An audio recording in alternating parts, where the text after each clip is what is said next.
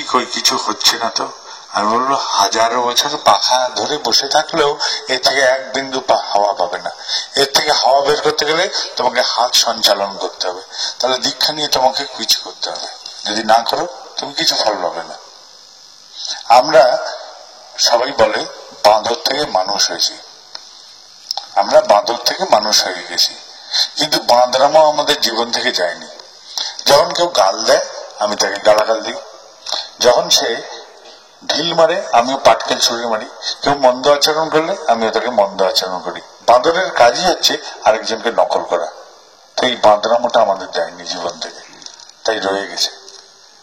আমার তখন কর্তব্য কি, এই পরিস্থিতি ঠাকুরের সাথে ঘটলে ঠাকুর কি করতেন? এই যদি গাল দিত তার সম্মুখে তাহলে তিনি করতেন, যদি ঢিল মারত তাহলে আমার ঠাকুর কি করতেন? আমার মন্দ আচরণে, এই মন্দ আচরণ ঠাকুর পেলে ঠাকুর কি করতেন তার সাথে? আমি মন দিয়ে ভাবলাম, এই মন দিয়ে ভাবে আমি বুঝলাম যে ঠাকুর এরকম করতেন। তখন মনকে আমি বুঝিয়ে সেই আচরণটা করতে চেষ্টা করলাম। আমার মোটেই ইচ্ছে করছে না করতে, কিছুতেই না, অন্তরাত্মা দিয়ে করছে না, কিন্তু আমি করলাম। ওই যে ঢিল মেরেছিল আর পাটকেল মারলাম না, আমি ঢিলের বদলে তাই করলাম যা আমার ঠাকুর করতেন। ওই যে মন্দ আচরণ, আমি তাকে মন্দ আচরণ ফেরালাম না, আমি তাই করলাম যা আমার ঠাকুর করতেন। এই যে আচরণগুলো করার জন্য চিন্তা করে করা শুরু করলাম, এটাই হচ্ছে ঠাকুরত্ব জায়গা। এটা না জাগলে কেউ কেন্দ্র নয়, কেউ ঠাকুর নয়। এটাই হচ্ছে মূল, এটাই হচ্ছে আসল কথা। এই ভাবনাটা আসল কথা। ভাবনাটা করি কি দিয়ে? মন দিয়ে। বলে যে ভগবান তারা মানুষকে সৃষ্টি করেছেন তারই প্রতিবিম্বিত রূপ হিসেবে। তিনি প্রতিবিম্বিত রূপ হিসেবেই আমাকে তৈরি করেছেন। তিনি আমার প্রিয়। জীবনের শুরুতে বাবা মাকে পাই, শেষে তারা থাকেন না।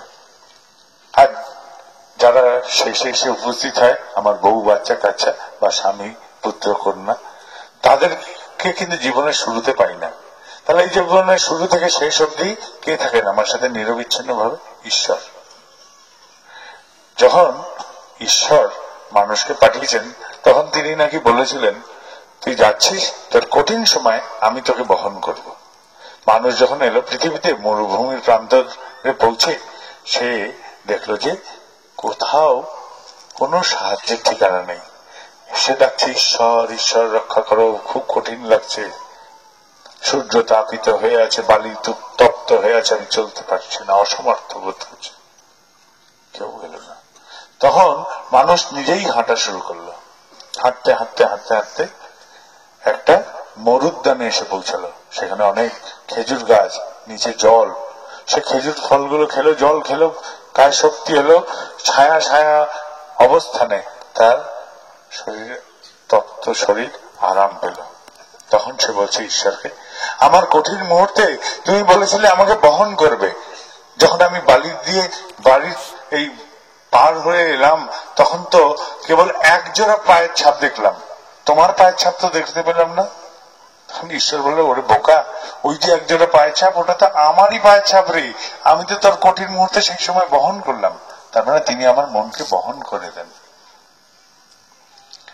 অজ্ঞানী সেই যে ঈশ্বরকে মন্দিরে খুঁজবে, অজ্ঞানী সেই যে ঈশ্বরকে মূর্তিতে খুঁজবে, অজ্ঞানী সেই যে ঈশ্বরকে মানুষের মধ্যে খুঁজবে, জ্ঞানী সেই যে ঈশ্বরকে নিজের মধ্যে থেকে জাগ্রত করবে। যেরকম করে মন্থন করলে ননি বা মাখনের উত্থান হয়, সেরকম আমি তার আচরণগুলো আয়ত্ত করতে করতে তাকে প্রকাশ করতে থাকবো, মন্থিত হতে থাকবো, কষ্ট করে করে এই আচরণগুলোকে আয়ত্ত করতে থাকবো। এই আত্মীকরণ, তাকে আপন করার প্রথম উপায় হচ্ছে তাকে ভেবে তার আচরণগুলোকে নিজের করে নেওয়া। আর এইভাবে আমরা প্রত্যেকটা প্রকাশ আমার ঠাকুরের মতন হবে। প্রথমে বুদ্ধি করে, শেষে বুদ্ধির আর প্রয়োজন হবে না, তখন ওটাই সহজাত হয়ে যাবে, সংস্কারগত হয়ে যাবে। সংস্কার কি? আমি পায়খানা গেলাম, শৌচ করে ফিরলাম, ভুললাম না, চিন্তা করতে হলো না, করলাম, একই ভাবে করলাম। এইটাই হচ্ছে সংস্কার। যেটা নিয়ে চিন্তা ভাবনা করতে হয় না, সেটাই সংস্কার। তাহলে এই ঠাকুর চলনটা আমার সংস্কারে রূপান্তরিত হলো, আর চিন্তা ভাবনা করতে না, ওরকম করেই প্রকাশিত হচ্ছে আমরা। যে এরকম করতে করতে প্রকাশিত হতে হতে একদিন পাশের বাড়ির লোকে বলবে, তোমার ঠাকুর কেমন? বলে, আমাকে দেখে বোঝো আমার ঠাকুর কেমন, আমাকে দেখে বোঝো।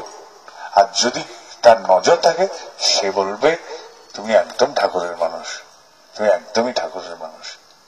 এই পোশাকের দরকার হবে না, কোনো কিছুর দরকার হবে না। এইভাবে আমি ঠাকুর পথে চলবো, এটাকেই বলা চলে যজন। এখানেই কি শেষ? এখানেই আমার হয়ে ওঠাটাই কি শেষ? মোটেই না। বলছেন ঈশ্বরকে নারদ, তুমি কোথায় থাকো? ঈশ্বর বলছেন, না হং তেষ্ঠামি বৈকুণ্ঠে যোগিনং হৃদয়ানং নাচ।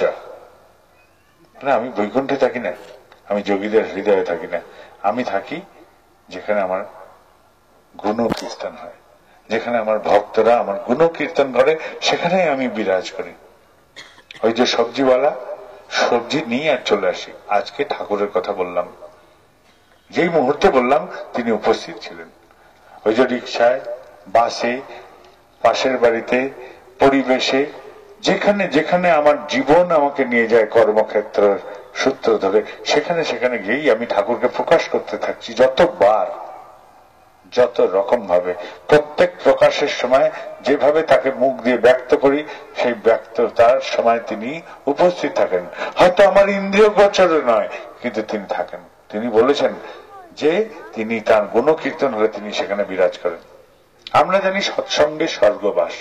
তো যখন যাজন করি তখন তো তিনি থাকেন, তার সঙ্গই হচ্ছে সৎসঙ্গ, আর তার সঙ্গে থাকা মানেই হচ্ছে স্বর্গ সমান। তাহলে যাজন করাই সৎসঙ্গ, যাজন করাই স্বর্গ সমান।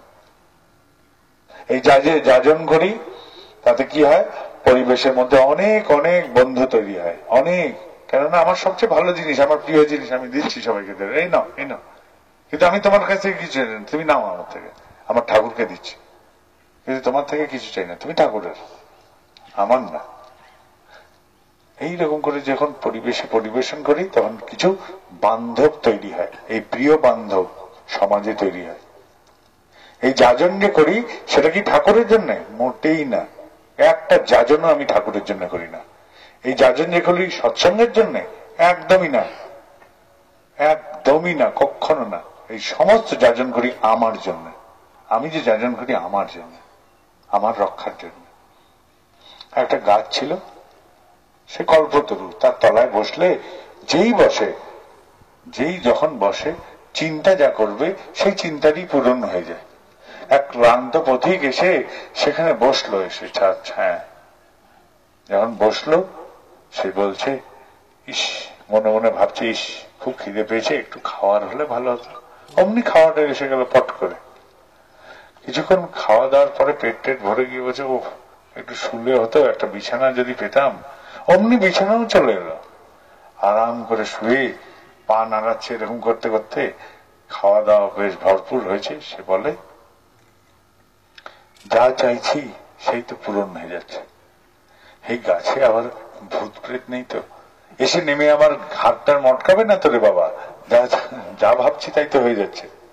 অমনি সে তো ভূতের কথা ভাবলো, ভূত এলো, এসে তার ঘাড় মটকে দিল। এই কারণে, শুধু এই কারণে আমরা